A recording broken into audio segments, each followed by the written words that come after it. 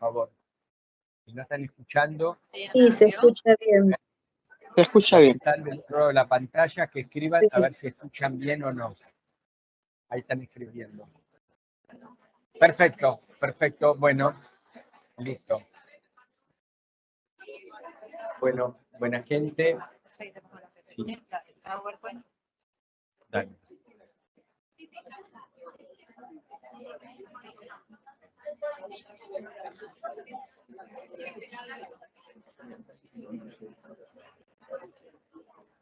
Listo, vamos a volver a... Sí, sí, sí, la cumbia villera puso el padre Jorge.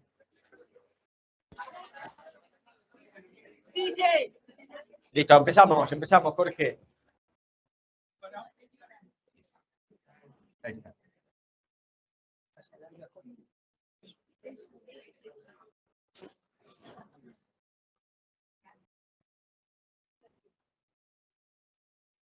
Bueno.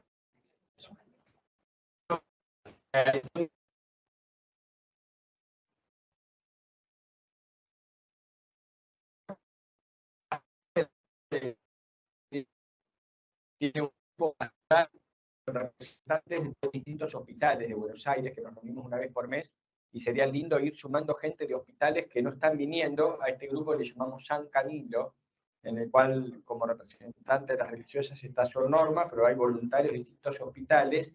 Nos reunimos en la calle Portoncí, a la vuelta del Hospital Italiano, un jueves por mes, y con ese equipo preparamos este encuentro. Y ahora prepararon el break, así que muchas gracias por todas las cosas ricas que han preparado. Y sería lindo también sumar gente a este equipo San Camilo, de parroquias que han venido y que no las tenemos en el equipo, que no están representadas, y de hospitales que todavía de Buenos Aires, que no hayan incorporado, y que si quiera alguno incorporar, y arregla con el padre Ramiro, el contacto para que se sumen. Y por supuesto agradecemos al padre Jorge la hospitalidad de esta casa del Hospital Fernández, de poder utilizar el auditorio.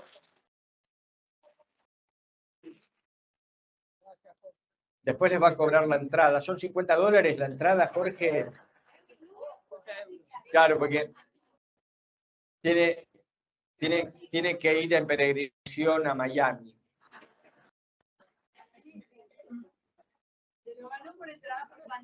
Bien, por el trabajo en pandemia se lo ganó. Bueno, seguimos.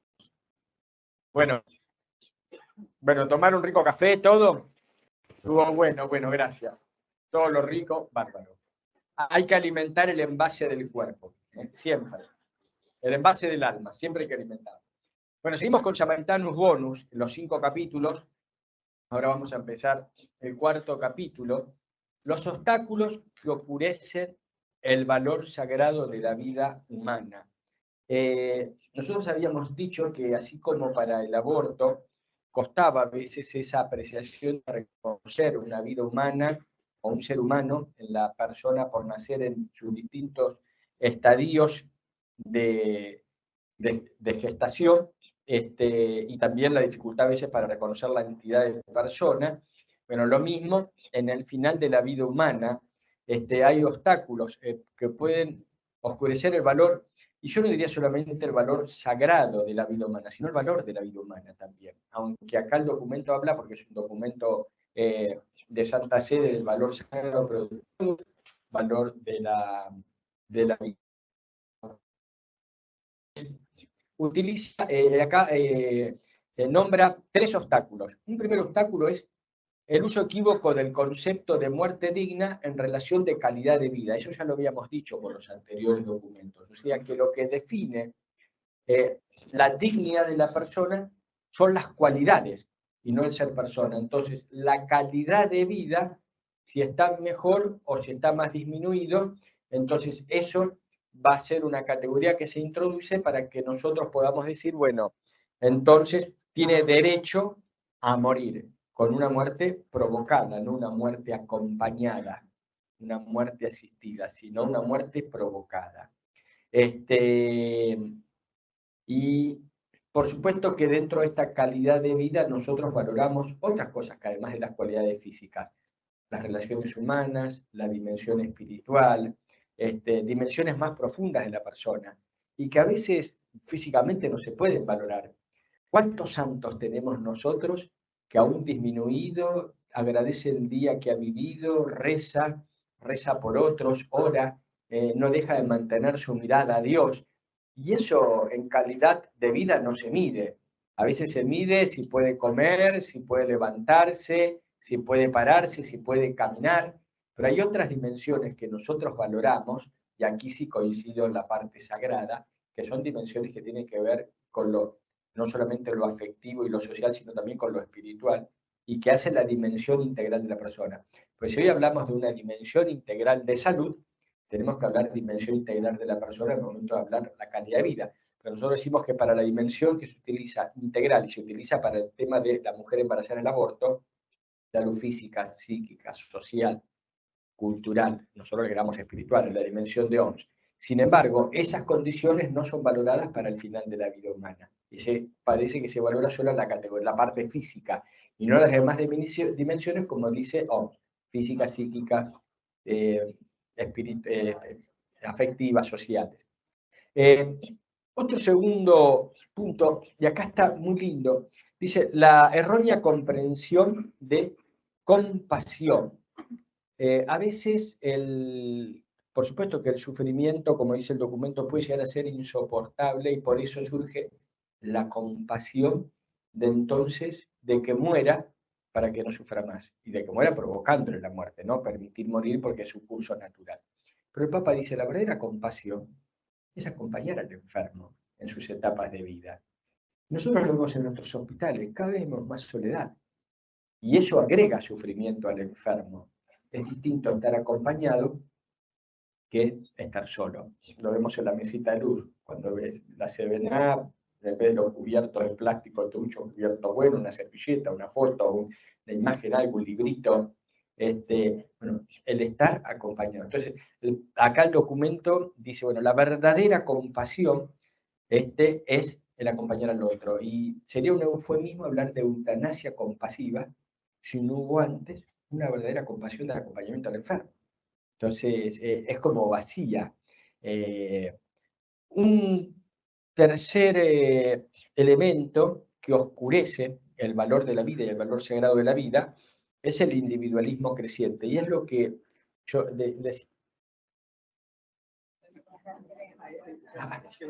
eutanasia, ¿a quién están matando? Por favor, hágalo más silencioso.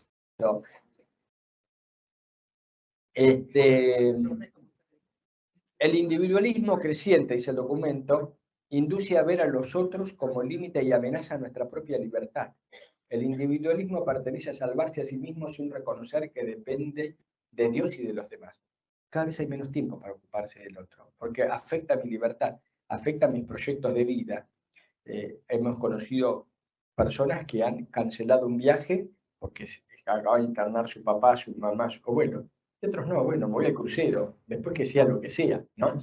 Entonces, hay una amenaza hoy a la propia libertad, el sufrimiento, la vida del otro, porque me ata y reduce mi propia libertad. Entonces, el individualismo creciente hace que nosotros veamos nuestra propia vida por encima del bien común y el bien del otro. Y los más frágiles son los que más sufren esta insensibilidad, y como vuelve a repetir el Papa en sus anteriores documentos, y eso genera la cultura del riesgo de los descartados, porque son sobrantes, se sienten sobrantes porque no hay quien se haga cargo de ellos.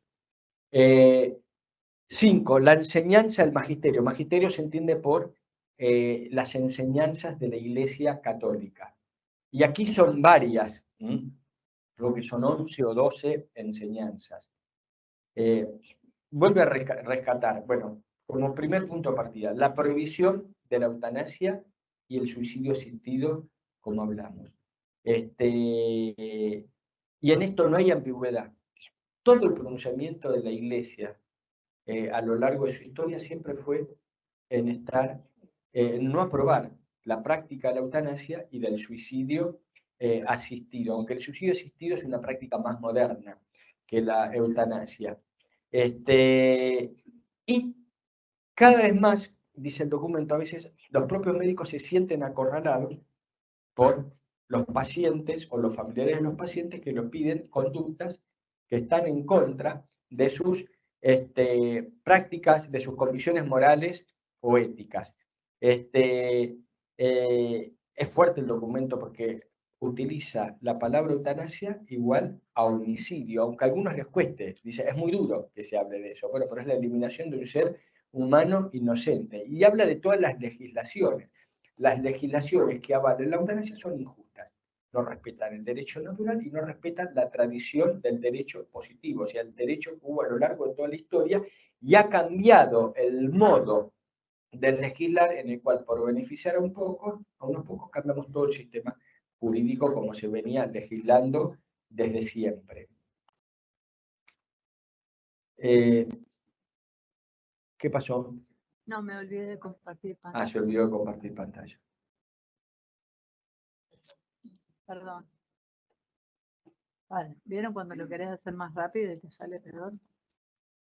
Compartir, así los que están detrás de la computadora pueden ver lo que está bien. La obligación moral, ¿está bien compartir la pantalla?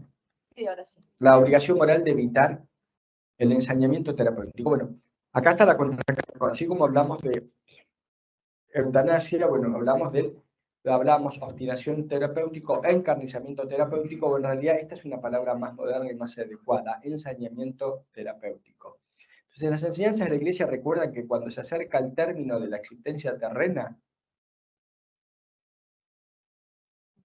¿el Papa está llamando en algún lugar?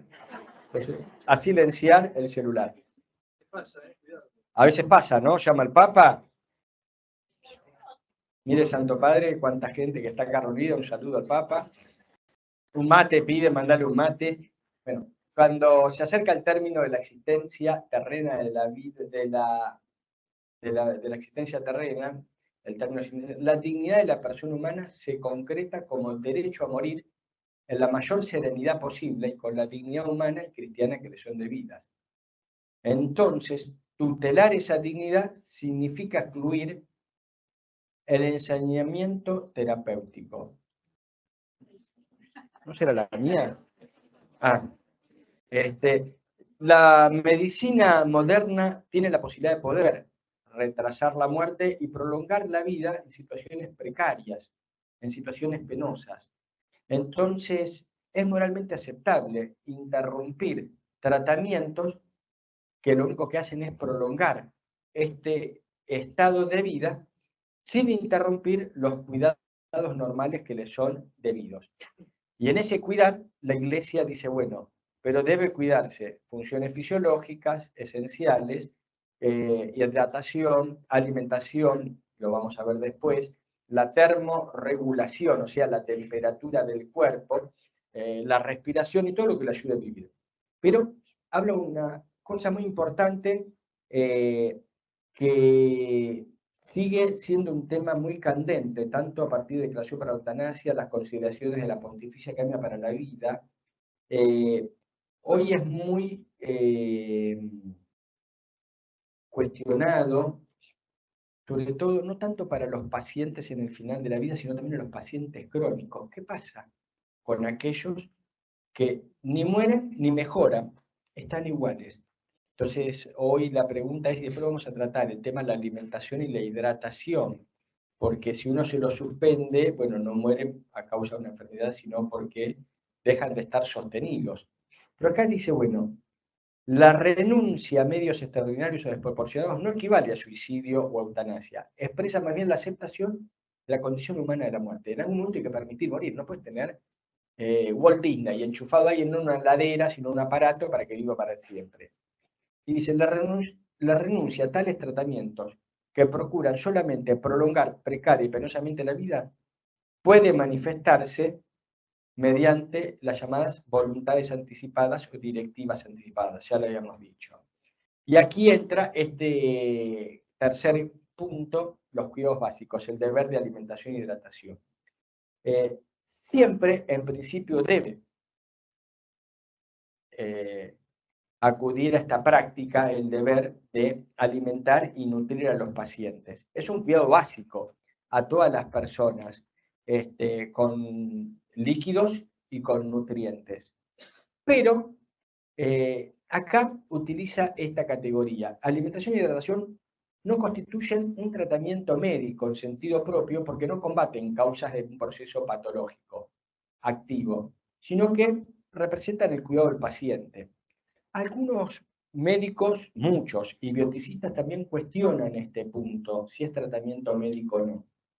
¿Por qué? Porque realmente hay una indicación médica para la hidratación y la alimentación. No es lo mismo cuando nosotros comemos. Aun cuando comemos, el médico y la nutricionista nos dicen en el hospital, nada con sal, nada frito, nada de alcohol, el café con sacarina, no, o sea, ellos nos van indicando qué podemos comer y qué no podemos comer, ¿no? Todo hervido, nunca, sacando en San Camilo, que los enfermos comían bife con papas fritas, por eso hay que internarse en San Camilo. Después en ningún otro hospital del mundo he visto bife con papas fritas y postres con chocolate, helado. Así que hay que internarse en San Camilo. No. Yo comía la misma comida que los pacientes. Yo comía la misma comida. No había vino, eso sí, no había vino. Pero es un producto elaborado, aprobado por el ADMAT, todas las sustancias fisiológicas para hidratar al paciente y los distintos tipos de alimentación que recibe el paciente. Y es el médico el que dice qué tipo de alimentación, de hidratación y el modo. Entonces, algunos cuestionan el tema si no es tratamiento médico, o si viene innato al hombre alimentarse e hidratarse, pero si no corresponde también a que digamos que forma parte del tratamiento médico, porque hay una indicación y el médico lo coloca en la historia clínica y la enfermera introduce en nuestros cuerpos lo que indica el médico. Entonces, hay un cuestionamiento a este tema si es o no tratamiento médico. Y lo segundo, y que esto es importante también, y lo que destaca el documento, y una tradición que viene siguiendo también desde la Pontificia Academia para la Vida, en esta fase, la obligación de este cuidado del enfermo a través de una apropiada hidratación y alimentación puede exigir en algunos casos el uso de una vía de administración artificial, ya sea por una manguerita, un botón, o con la condición que ésta no resulte dañina para el enfermo o provoque sufrimientos inaceptables para el paciente, y ahí entonces tenés que suspenderla. Entonces, una vez escuchaba una charla en el CENIC de un médico especialista en este tema, el doctor Marcos Labaña, el doctor Labaña, hijo de Labaña, el economista, que es experto en este tema, decía, algunos pacientes no requieren de todos los nutrientes calóricos que nosotros creemos. Con un mínimo pueden sostener la vida. Y después, bueno, hay pacientes que les resulta gravoso, eso lo dice la Declaración para la Eutanasia, la nutrición. Porque ya sea porque lo que a uno le da le puede hacer daño, por ejemplo, hay ciertas patologías oncológicas digestivas, y hace crecer los tumores, y trae molestias. Antes de ayer estaba visitando a un paciente que operaron de cáncer de colon y no podía digerir el agua para el contraste, o el líquido, porque claro, estaba recién con la anastomosis reciente y tenía muchos dolores. Decía, me duele. Entonces tuvieron que postergar el estudio. Pero también por la administración. A algunas personas les resulta fíjense que todos los viejitos que están atados y tienen, ¿para qué están atados? Pues intentan quitar la manguerita, porque es molesta. Todo lo que nos introducen es molesto. Y están dormidos y se lo sacan. O sea, hay que ponérselo, se lo sacan. ¿Cuántas veces? Me acuerdo que tuvimos un caso en el Comité de Bioética del Hospital Álvarez de un paciente que se había arrancado como 12 veces la manguera. Bueno, ¿cuántas veces le vamos a poner la manguera? Hay que llevarlo a rayos, hay que poner la manguera, hay que controlar, hay que poner el estetoscopio. ¿Cuántas veces, no? Entonces, ¿cuál es el límite? Entonces, acá el documento reconoce que puede haber un límite. Cuando resulta que es dañino para el propio paciente y no lo puede aguantar, y está en condiciones en las cuales, por supuesto, no es un paciente que vos lo necesitas por un tiempo y va a salir de esa fase y se va a recuperar. Por supuesto que estamos hablando de pacientes de estados muy crónicos, irrecuperables, o también en estados agónicos, ¿no? En estados agónicos también muchas veces para permitir morir se retira la alimentación, se sostiene la hidratación. Si hay un paciente que está y va a morir mañana, pasado, a veces lo que uno hace es prolongar la vida artificialmente con la alimentación y no permitís morir, y solamente se mantiene la hidratación y por medio de la hidratación además se pasa todo lo que es la terapia de analgesias, ¿no? 4. Los cuidados paliativos. Acá se vuelve a hacer mención y nosotros acabamos de tener ley de cuidados paliativos en la Argentina y acaba de salir también reglamentación de la ley de cuidados paliativos. Forma parte el constante deber de comprender las necesidades del enfermo, necesidad de asistencia, de alivio del dolor, necesidades emotivas, afectivas y espirituales. La medicina paliativa constituye un instrumento precioso e irrenunciable para acompañar al paciente en las fases más dolorosas, penosas, crónicas y terminales de la enfermedad. Los cuidados paliativos son la expresión más auténtica de la acción humana y cristiana del cuidado del estar junto al que sufre. La Sociedad Argentina de Cuidados Paliativos ha hecho esta estadística. Solo 3 de cada 10 pacientes que necesitan o están indicados de cuidados paliativos reciben cuidados paliativos. Entonces, la otra vez escuchaba a un médico y él dice que es una mala asociación cuidados paliativos y eutanasia, porque igual hay eutanasia y hay pedidos de eutanasia si hay cuidados paliativos. Y yo no estoy de acuerdo. Yo creo que tenemos un déficit médico, sanitario, de cuidados paliativos. Y si hubiera más gente con cuidados paliativos, muchas personas accederían más a posibilidades de poder ser acompañadas acompasivamente y además terapéuticamente con su dolor y sufrimiento, dolor corporal y sufrimiento humano, y con una asistencia integral corporal. Por ejemplo, en el Hospital Álvarez no tenemos equipo de cuidados paliativos en este momento, tenemos un médico que hace, pero no hay equipo, que el equipo que implica médico, psicólogo, psiquiatra, asistente social, es un solo médico que realiza, ¿no? El capellán o alguna religiosa o algún agente pastoral.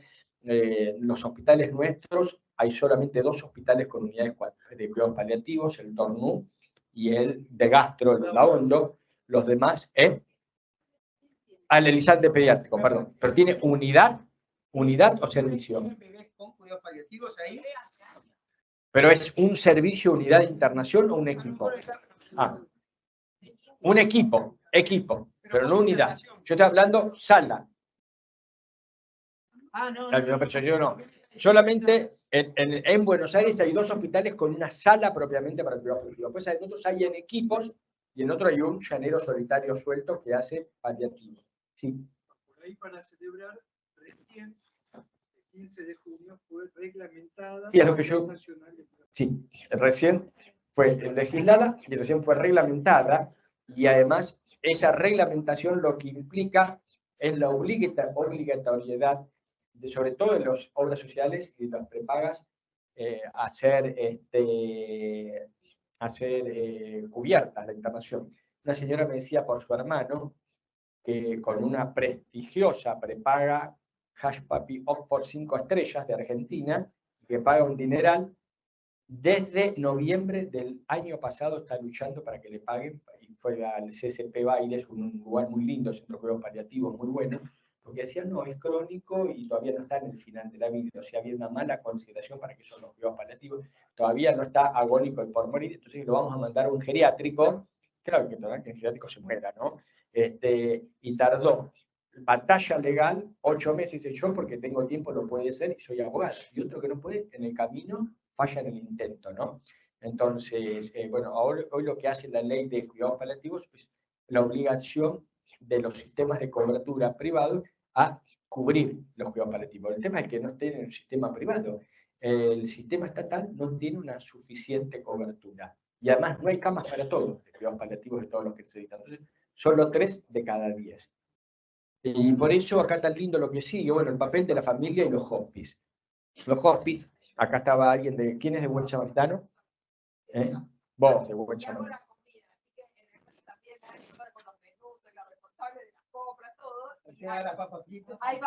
El lunes voy a comer.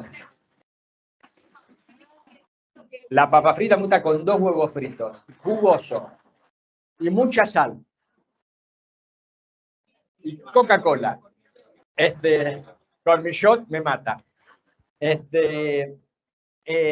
Bueno, los hospitales fueron creados en Inglaterra y son casas.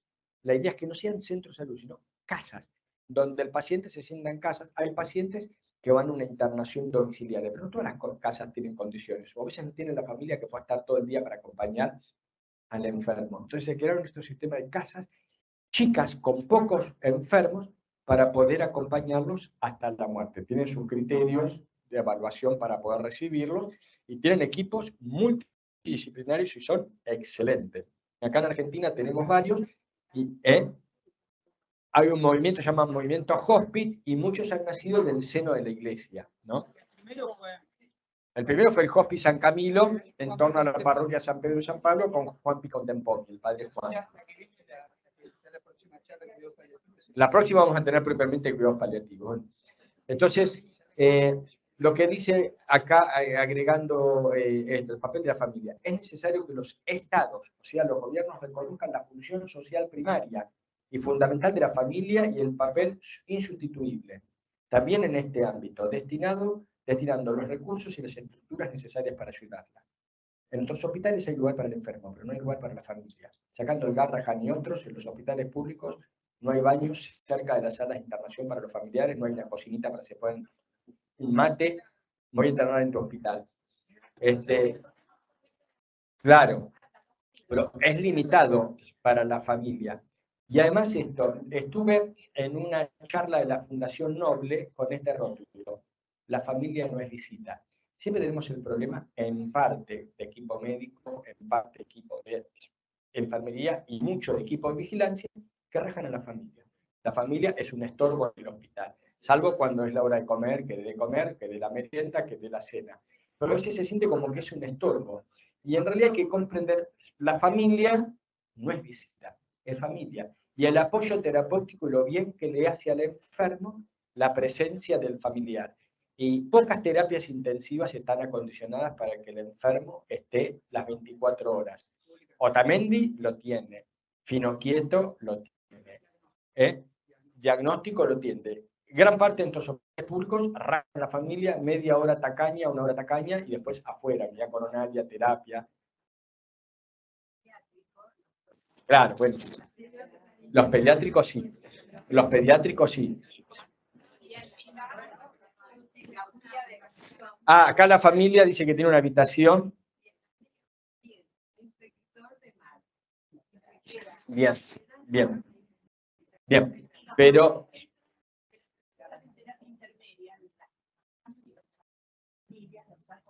Bien, pero en los hospitales pediátricos, pero en los hospitales de adultos, a veces se siente que el familiar estorba, y el familiar no es visita. Visita es tu compañero de trabajo, visita es tu compañero de fútbol, de gimnasio, tu compañero de facultad, el vecino, pero tu familiar es familiar, no es visita, ¿no?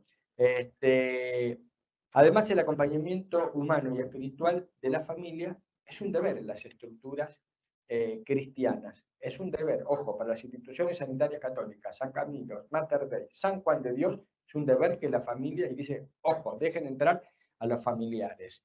Y dice, bueno, es un lugar, hablando de los hóspices, donde se practica el compromiso de la, mira esta palabra, esto es bien de Francisco, terapia de dignidad. Francisco habla para el Día del Enfermo, hace 2 años habló de la terapia de amor, y coloca como si fuera así como vos necesitas medicamentos, analgesia, hidratación, terapia de amor. Terapia de amor. ¿Quién decía hay que quererse más? Roberto Galán, ¿no? Hay que quererse más. Bueno, acá, esto es bien de Francisco, terapia de dignidad. Hay que reconocer la dignidad. Lo coloca como un fin terapéutico, terapia de dignidad. Esto es novedoso, a diferencia de Declaración sobre la Eutanasia, el acompañamiento y el cuidado en la edad prenatal y pediátrica, ustedes que están en hospitales pediátricos. En relación al acompañamiento de los neonatos y de los niños afectados de enfermedades crónicas degenerativas incompatibles con la vida o en fases terminales de la vida misma, es necesario reafirmar cuanto sigue siendo conscientes de la necesidad de desarrollar una estrategia operativa capaz de garantizar calidad y bienestar del niño y su familia. Desde cualquier concepción, desde la concepción, los niños afectados por malformaciones o patologías de cualquier tipo son pequeños pacientes que la medicina hoy es capaz de asistir y acompañar de manera respetuosa de su vida. Su vida es sagrada, única, irrepetible e inviolable, y deben ser tratados como cualquier persona adulta.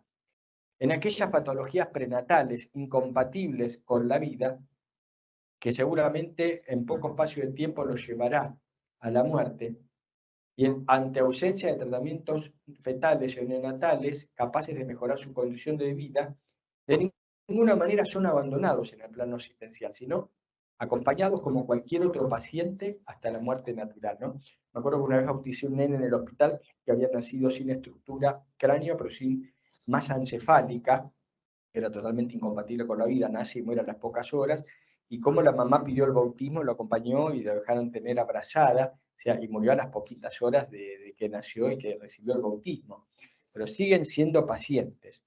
Pero además, el documento agrega algo pastoral lindo, ¿no? Bueno, cómo acompañar para ayudar a los padres a elaborar el luto y a concebirlo, no solo como una pérdida, sino como una etapa en el camino de la vida de sus hijos, ¿no? Entonces acá hay un desafío pastoral nuestro, ¿no? El acompañamiento no solamente del niño, sino a los padres, en los hospitales pediátricos lo viven mucho, bueno, esto es el paso del acompañamiento en el hijo, que es recontra doloroso ese hijo que parte. Hoy, dice, desafortunadamente la cultura dominante no promete esta perspectiva. Y a veces hay un diagnóstico obsesivo diagnóstico prenatal, y los niños mal formados o Down son abortados. No permite que nazcan los niños con incapacidades.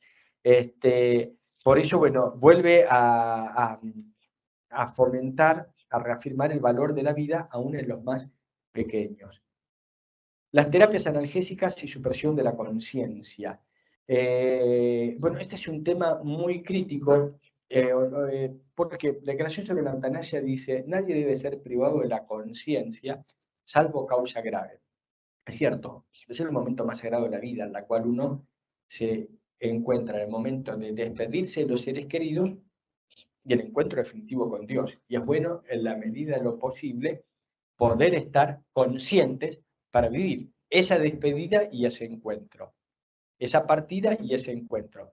Pero sin embargo, y es cierto que hay una espiritualidad nuestra que es unirse a la cruz de Cristo, y que hay personas que ofrecen el dolor para unirse a la cruz redentora de Cristo, y hay personas que a veces no aceptan la analgesia o la aceptan parcialmente para que no les quede privada la conciencia, y ofrecen ese dolor por la salvación del mundo, por el valor redentor y unirse a Cristo. No es algo que debe pedirse a todos, y que es lícito moralmente que las personas, los pacientes y los enfermos puedan recibir analgesia en las fases finales de vida, aunque traigan dos condiciones: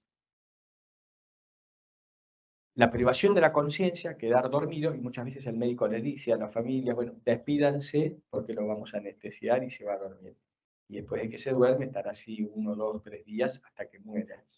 Y muchas veces puede traer el acortamiento de la vida, porque bueno, yo no soy médico, pero los médicos saben explicar mejor, o los enfermeros, el efecto que realizan los analgésicos en el cuerpo humano, puede llegar a cortar la vida. Desde el punto de vista pastoral, es bueno cuidar la preparación espiritual del enfermo para que viva con este paso de la muerte como el encuentro con Dios. El estado vegetativo y estado de mínima conciencia.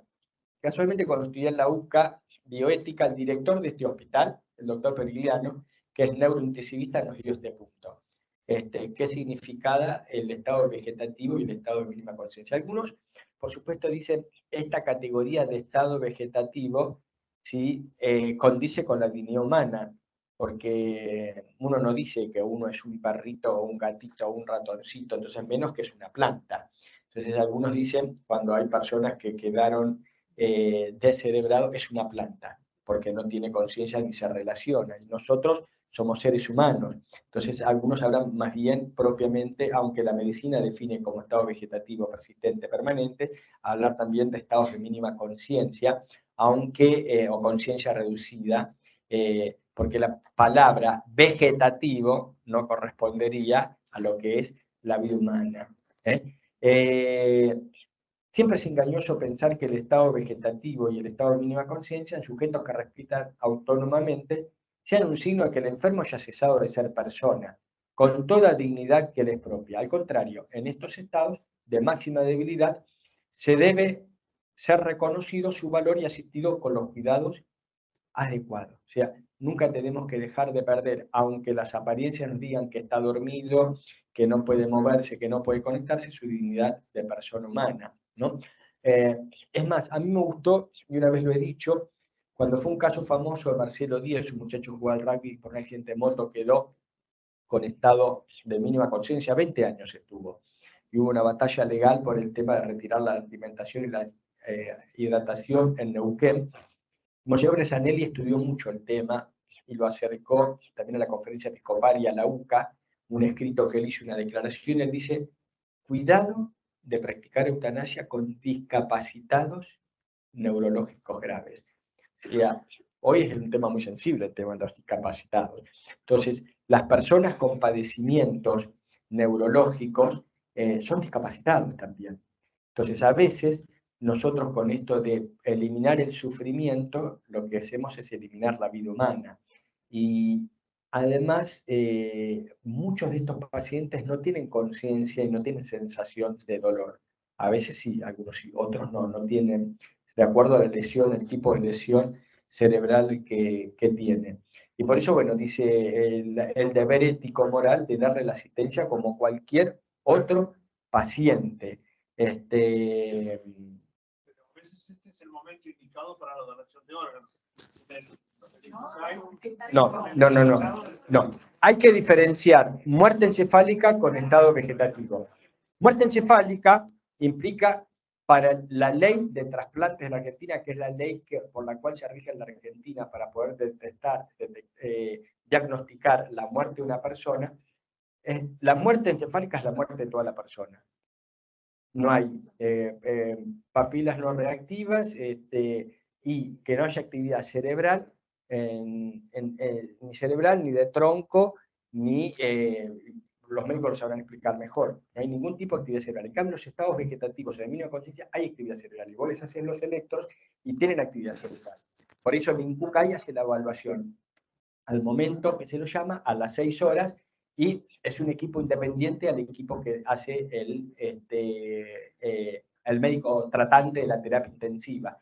Que por supuesto que cuando uno ve que la persona se va deteriorando, se le pregunta a la familia si quieren donar órganos o no, o se pregunta si él es donante, si se escribió en el INCUCAI como donante o si en DNI tiene como donante. Por supuesto, el momento que la persona, no todas las personas son donantes o pueden ser donantes por edad, por la cantidad de fármacos que recibieron durante la internación o porque los órganos están muy dañados, pero hay otras personas y te dicen, tuvo un accidente y salvó 3 vidas, dio riñón, dio córneas, dio corazón. Hay muchas personas que son donantes múltiples, otros son donantes de pocos órganos o hasta de piel, pero bueno, eso lo evalúa el INCUCAI. Pero hay que diferenciar muerte encefálica de muerte digna, de estado vegetativo. En el Hospital Álvarez tuvimos un caso, y yo varias veces lo conté, una mujer que ingresó de otro hospital y que aparentemente estaba en el estado vegetativo y cuando se lo evaluó estaba en muerte encefálica y que estaba embarazada. Entonces había que proseguir el embarazo para ver si, nunca había habido, no se encontró biografía de mujeres en muerte encefálica embarazadas, sí en estado vegetativo, que son 2 clases de pacientes distintos. Tratar de proseguir el embarazo para poder seguir adelante con la gestación del bebé. Después, su estatus cadavérico cesó porque, bueno, dejó de funcionar el cuerpo de esa mujer. Se preguntaban cómo evolucionar un paciente que tiene estatus cadavérico, si dejó de ser cadáver, si dejó de ser persona y es cadáver, si hay un ser viviente que es... Hicimos un ateneo con el comité de bioética de los distintos equipos del hospital, de neo, obstetricia, salud mental, infectología, terapia intensiva. Bueno, era difícil, no había bibliografía. Y los familiares decían, está viva, porque la tocaban y tenía temperatura, tenía movimientos espontáneos de dedos, sentían que respiraba porque tenía el respirador, pero nada, pero muerta, estaba muerta, porque tenía totalmente, no había ningún tipo de actividad cerebral. Bueno, pero después de 10 días, ese cuerpo no pudo seguir adelante, el cuerpo. Por eso algunos dicen, hay personas vivas que tienen órganos muertos, un riñón. Está en diálisis, hay que ponerle un riñón, o diálisis y después ir a un trasplante de riñón. Pero hay personas que están muertas y tienen órganos vivos. Los mantenés con funciones vitales para poder hacer la ablación y el trasplante, pero están muertas. Nos confundiste, padre. Hay personas vivas que son concejales, diputados, intendentes y nos esquilman. Gremialistas también, se pasan de vivos. Patrones.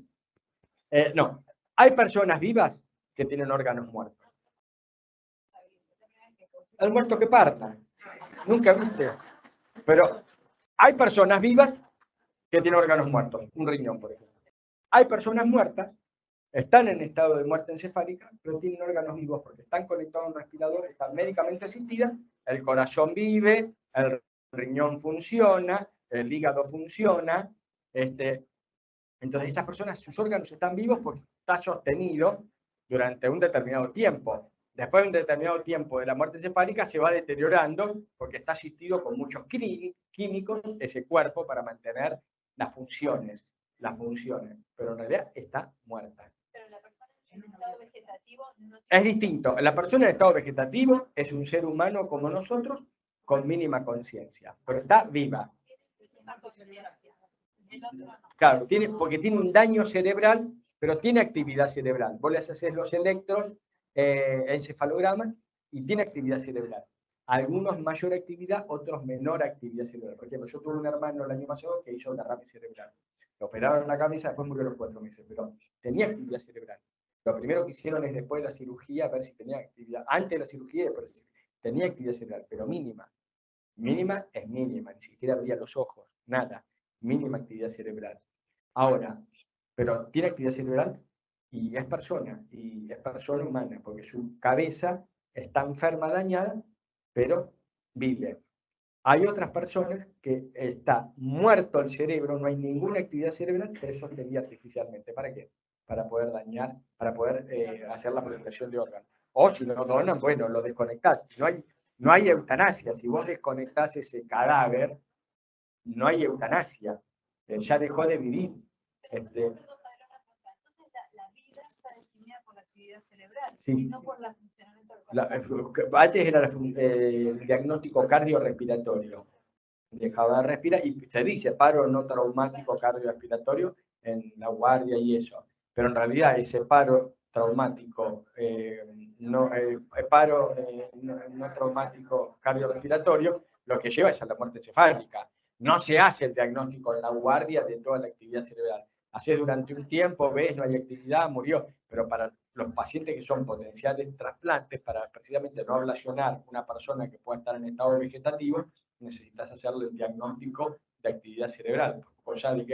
Por eso, el primer trasplante en Sudáfrica de Barnard, no se sabe si la persona tenía actividad cerebral o no, y es muy probable que hayan ablacionado no un cadáver, sino un ser humano vivo, porque todavía no existía la declaración de Harvard, que es la que dio origen a las muchas legislaciones para poder diagnosticar el criterio de muerte encefálica. Fuimos avanzando en medicina. Por eso mucha gente tiene miedo cuando dona órganos y dice, no, pero a mí me van a matar, me van a churar, me van a robar los órganos. Es muy difícil eso, es muy difícil. Y después, bueno, es muy serio en la Argentina. Si yo soy donante de órganos, los médicos me van a vender el órgano. No. Te pueden llegar a robar un reloj en un hospital o el celular, pero no un riñón. Padre, acá la Rosa, queremos saber cómo terminó el caso de la mujer embarazada. La mujer embarazada a los 10 días hizo todo tipo de función de cese porque el cadáver hizo paro y no se reanimó. Y bueno, basta, no podemos reanimar un cadáver.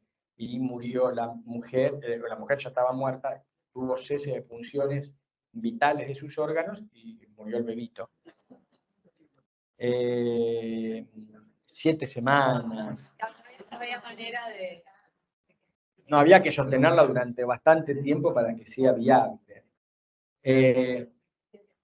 Objeción, un tema importante, objeción de conciencia por parte de los agentes sanitarios y las instituciones sanitarias. Hoy es un tema muy crucial que los estados y las instituciones deben reconocer.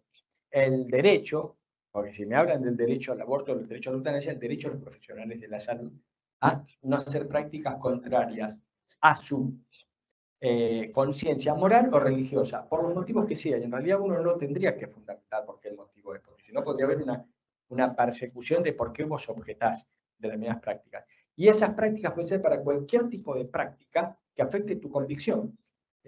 Por ejemplo, un médico que trabaja en un hospital, es testigo de Jehová, y él dice, bueno, yo no puedo indicar la transfusión de sangre, porque yo no estoy de acuerdo con esa práctica. Y sin embargo es una práctica que sostiene la vida y no es una práctica ni ligada al aborto ni a la eutanasia. Entonces, hay distintos tipos de prácticas que uno puede ser objetor de conciencia y que debe ser respetada la objeción de conciencia. Ahora, el documento dice también, hay situaciones heroicas y en muchos países donde muchas veces el médico es heroica la situación de tener que sostener su postura de afirmar el valor de la vida humana aún contra las legislaciones. Y esto viene, bueno, de San Pablo que dice hay que obedecer a Dios antes que los hombres.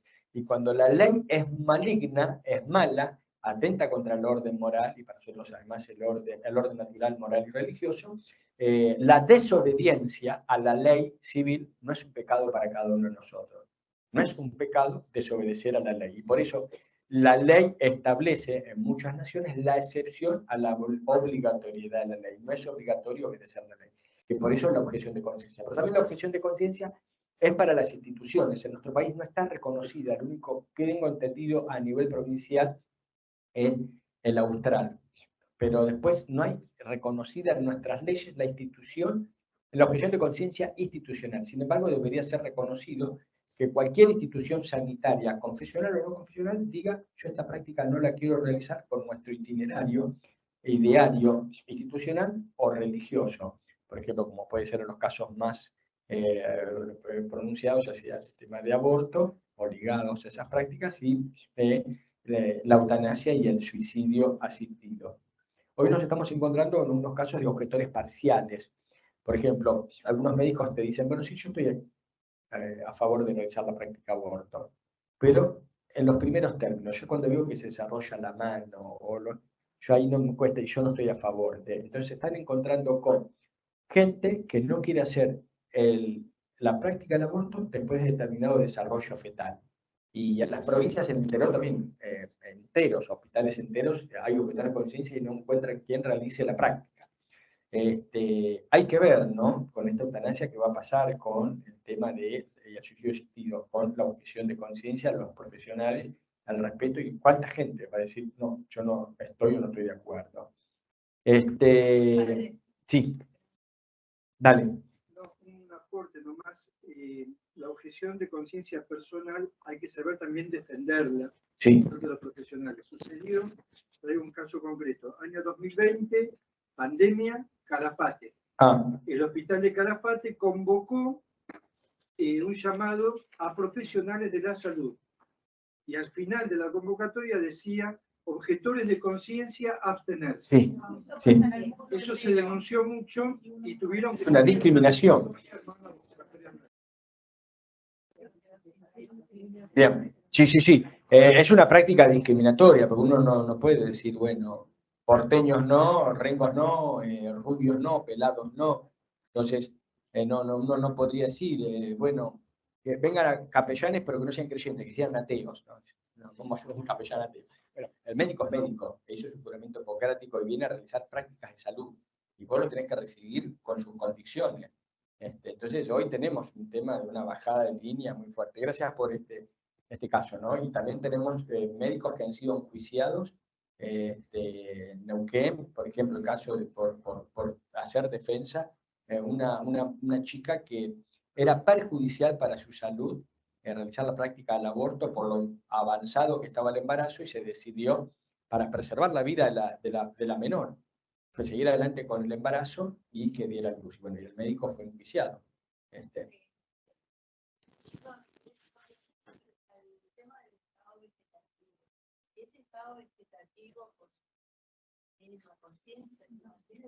Años. El caso de Marcelo Díez, 20 años estuvo. Después, cuando salió el fallo de la Corte, ese mismo día murió. El fallo de la Corte permitía retirar la hidratación y la alimentación.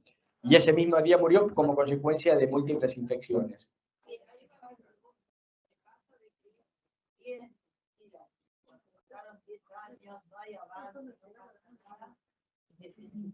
Lo que pasa es que no, desde la perspectiva de lo que nosotros hicimos en Samaritanos Bonus, salvo que lo que uno tiene implementado para hidratar y alimentar, si no es gravoso o dañoso, no debería ser retirado.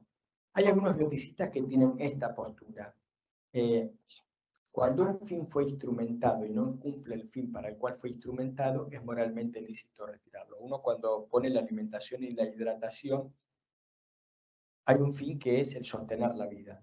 Pero el otro también lo haces porque vos decís, tiene posibilidades de poder curarse o recuperarse y también sostenés para poder realizar otras prácticas médicas. Entonces, hay un momento que ese otro fin se perdió, que es la acción terapéutica de poder curar. Pues algunos bioticistas, entonces, lo que discuten es la finalidad moral de haber instrumentado la hidratación y la alimentación para poder curar y no se puede curar. Si es lícito moralmente o no retirar la hidratación y la alimentación, porque no hay ningún fin terapéutico de poder curarlo y queda en ese estado, ¿no? Años y años. Y además, otra cosa más. Algunos dicen, bueno, permitimos que muera retirando la hidratación y alimentación. Entonces algunos dicen, bueno, pero no muere como causa una enfermedad, muere de inanición y deshidratación, sobre todo con la alimentación.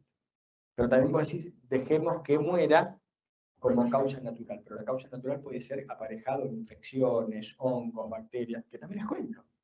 Entonces nos coloca entre la espada y la pared. Pues sí, bueno, permitamos que lo mate como fue Marcelo Díez. Postrado, desnutrido, demenciado y con infecciones. Hay que ver si tiene capacidad de dolor o no, también que por la analgesia vos le puedes pasar, por la vía de hidratación le puedes pasar analgesia, pero muere múltiplemente infectado, escarado. Entonces, ¿cómo pensar una medicina compasiva para los pacientes que están muchos años en estado crónico? Ese es uno de los grandes debates hoy de la bioética y de la medicina, no los pacientes agudos que van a morir, porque aquí en una semana, en 2, 3 van a morir, ya están en su término de final de vida, y hay que recordar que no hay pacientes terminales, sino pacientes con enfermedades terminales. No pacientes, sino pacientes con enfermedades terminales. Pero entonces, los pacientes crónicos son el gran debate moral, y además que son un gran costo. Nosotros porque tenemos medicina asistencial gratuita, pero en muchos países las familias se fundan en sostener. El caso de que hago fue en parte en Estados Unidos. No tienen más plata para seguir pagando el centro asistencial para que estuviera esta mujer internada. Entonces, y bueno, ¿qué pasa? ¿No? Entonces, pues es un componente muy complejo, pero en principio el pensamiento de la Iglesia dice debe recibir los cuidados como cualquier otra persona. Alimentación y hidratación. Ahora, ¿qué pasa si se sigue complejizando y empiezan las infecciones y múltiples infecciones? Luego se está sosteniendo un estado doloroso del paciente. Bueno, ahí tiene un problema moral. Ahí Calipari, que fue el número 2 de la Pontificia Academia para la Vida, tiene toda una tesis especial sobre eso. 2 temas que me parecen importantes, el acompañamiento pastoral y el apoyo de los sacramentos. Acá, a diferencia de Declaración sobre la Eutanasia, uno tiene algo que es propiamente para nosotros. El momento de la muerte es un paso decisivo del hombre en su encuentro con Dios, Salvador. La Iglesia está llamada a acompañar espiritualmente a los fieles en esta situación, ofreciéndoles los recursos sanadores de la oración y los sacramentos. Ningún creyente debería morir en la soledad y el abandono. La soledad de los familiares, pero sobre todo soledad y abandono de la Iglesia. Y que sienta que Dios está presente. Muchos dicen, Dios me abandonó. No, Dios está presente. Jesús me abandonó. No, Jesús está presente. Entonces, la parábola del buen samaritano indica cuál debe ser la reacción con el prójimo que sufre, qué actitudes hay que evitar. Indiferencia, apatía, prejuicio, miedo, a mancharse las manos, encerrarse en sus propias preocupaciones, igual hay que poner en práctica. Atención, escucha, comprensión, compasión y discreción. Calidad de amor y del cuidado de las personas en estas situaciones críticas terminales de la vida constituyen alejarlas del deseo de poner fin de la vida. El acompañamiento pastoral reclama virtudes humanas, compasión y consuelo. Y dice algo importante. Bueno, es necesario en este camino de formación, no solamente para los sacerdotes, y después lo voy a repetir, que esté prevista una preparación actualizada y orientada en este sentido. No dice para nosotros los sacerdotes, pero después lo voy a repetir. Tenemos que prepararnos cómo es acompañar en el final de la vida. No siempre estamos preparados. Y este punto que sigue, que el discernimiento pastoral hacia quien pide la eutanasia, el suicidio asistido, que es muy como cuestionable, a nosotros nos cuestiona, ¿no? Es necesario afirmar la enseñanza de la Iglesia, el acompañamiento pastoral a quien ha pedido expresamente la eutanasia y el suicidio. Tenemos que acompañarlo. Ahora, coloca esto, respecto al sacramento de la reconciliación, el confesor debe asegurarse la contrición para dar la absolución. Yo no puedo dar el sacramento a alguien que no esté arrepentido. Me robé una caja de Habana, ¿estás arrepentido? No, estaban bárbaros. Entonces no te puedo absolver. Bueno, entonces, cuando nosotros estamos en el seminario, la verdad es que tenemos este caso. El terrorista que va a poner una bomba y se confiesa, ¿no? Pone la bomba y después te confesás. Antes no podés, porque uno no puede confesarse de actos que voy a robar un supermercado, voy a asaltar un banco, ¿no? También uno puede confesarse de que tuvo una intención te confesas la intención pero estás arrepentido, pero uno no puede confesarse de pecados que va a cometer a futuro. Uno confiesa los pecados que tuvo en el pasado. Con el tema de la práctica de la eutanasia y el suicidio asistido, entonces uno podría confesarlos si están arrepentidos, y acá dice, si están inscritos en alguna asociación, deben pedir que los borren de esa asociación, cosa que también trae una dificultad. Póngale, acá no tenemos asociaciones, pero se ve que en otros países tienen asociaciones de personas que están a favor de la eutanasia y se escribieron para que le practiquen la eutanasia o el suicidio asistido. Yo estoy en un hospital. Estoy hecho crema. ¿Cómo hago para que me borren de la asociación de suicidas anónimos? Es imposible. Entonces, es de difícil cumplimiento, ¿no? Pero, además, dice, bueno, porque se trata de una persistencia en esta situación de pecado, el tener la intención de que quiero que me practiquen la eutanasia o el suicidio asistido. Y dice que no debe darse ni el sacramento de la penitencia, ni con la absolución, ni la unción, ni el viático. Acá nos coloca un tema, bueno, el buen samaritano y cómo acompañar compasivamente, ¿no?, a la persona. Ahora dice, ¿qué pasa con la persona que está inconsciente y que estuvo en una lista de suicidio asistido o eutanasia, pero no le han practicado, o no le van a practicar? Bueno, pero uno le puede dar, dice acá, la absolución y la unción, con la condición de que en algún momento hubiese estado arrepentido. Nos dicen, familia, venga y dele la unción a mi papá. Él en su momento quiso recibir la eutanasia, pero la verdad es que no se llegó a hacer la práctica de la eutanasia, pero con la condición de que estuviera arrepentido, se llama dar un sacramento bajo condición. Ahora, dice algo fuerte, no es admisible por parte de aquellos que asisten espiritualmente a estos enfermos ningún gesto exterior que pueda ser interpretado como una aprobación de la acción eutanásica, como por ejemplo el estar presentes en el instante de la realización. Este principio se refiere de manera particular, pero no solo a los capellanes de estructuras sanitarias, sino a cualquiera de cada uno de nosotros, donde puede practicarse la eutanasia y que no debe dar escándalo mostrándose de algún modo cómplices de la supresión de la vida humana. La otra vez estuvimos reunidos los capellanes, que nos reunimos siempre, y nos hemos planteado esto, bueno, el corazón que ve del buen samaritano. Tenemos que prepararnos, tenemos que ver bien.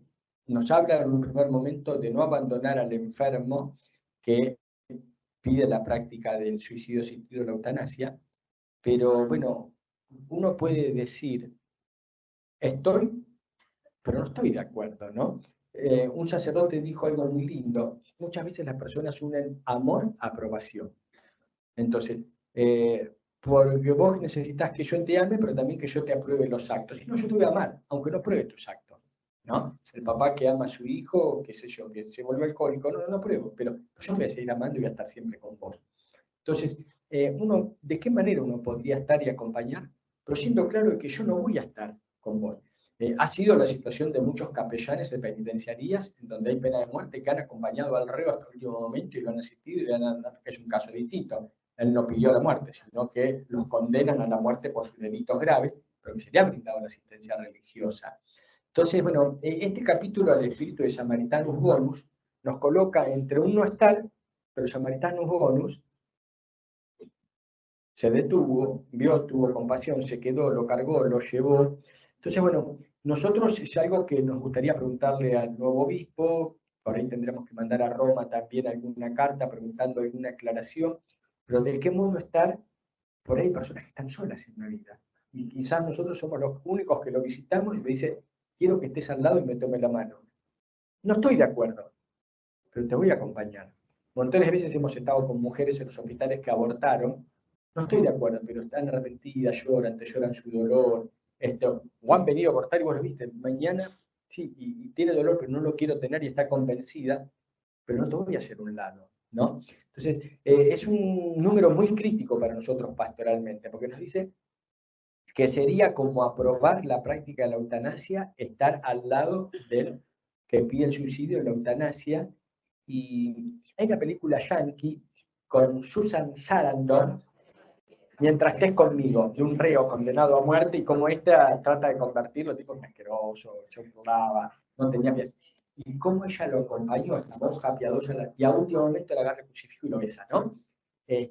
Antes de que lo mate, no sé si lo electrocutaban, ¿no? Y besa la cruz, ¿no?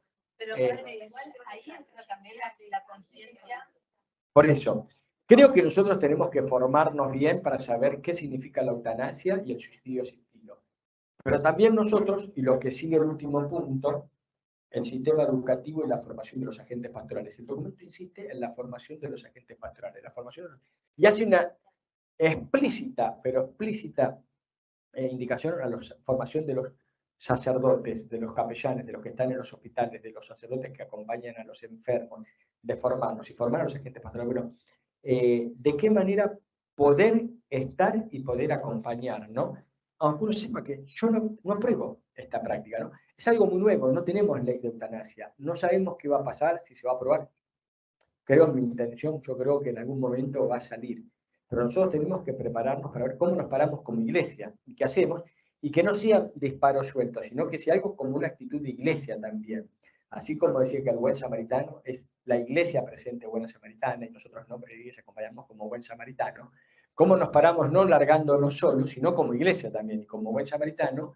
¿Cómo acompañar? Que al principio dice el buen samaritano que acompaña, pero que lo acompaño hasta antes que entre el quirófano. ¿No? Digo, ¿cómo puede ser? ¿No? A mí me deja la duda pastoral. No, tengo la duda y la transmito, me deja la duda y no lo tengo claro. Pero bueno, de algún modo vamos a estar, porque el documento nos dice, tenemos que acompañar, pero nos coloca algunas limitaciones, ¿no? No administrar el sacramento y no estar presente en el momento que se realiza la práctica. Y bueno, abre, ¿no? De acá lo hablamos con el padre, ¿no? Abre, es algo que vamos a tener que preguntar a la Conferencia Episcopal Argentina, a nuestros obispos, a la Sagrada Congregación de la Doctrina de la Fe, de qué modo vamos a tener que estar presentes, ¿no? Los capellanes es algo, un tema, lo vamos a tratar el 8 de julio en nuestro encuentro capellanes, este es el propio tema. Elaboraremos algo y escribiremos algo para nuestro nuevo arzobispo, ¿no? Y que nos den las indicaciones, porque, bueno, nosotros queremos ser buenos samaritanos. Y atrás hay un sufriente, no hay un loco que pide morir porque sí, porque le encanta, y en vez de pedir helado de frutilla pidió helado de chocolate, en vez de comer papas fritas pidió que interrumpir su vida, ¿no? Hay algo, ¿no? Bueno, 12:30, hay muchas cosas más, pero con esto terminamos Buen Samaritano, y bueno, gracias por venir, no sé si alguna palabra. Esto va a ser transmitido a todos ustedes, a su email y a sus celulares, a su WhatsApp. Gracias por el soporte y gracias por soportar. Hacemos una oración. Gracias a los que nos siguieron. Gracias. Bueno, nosotros están viendo. Gracias a usted.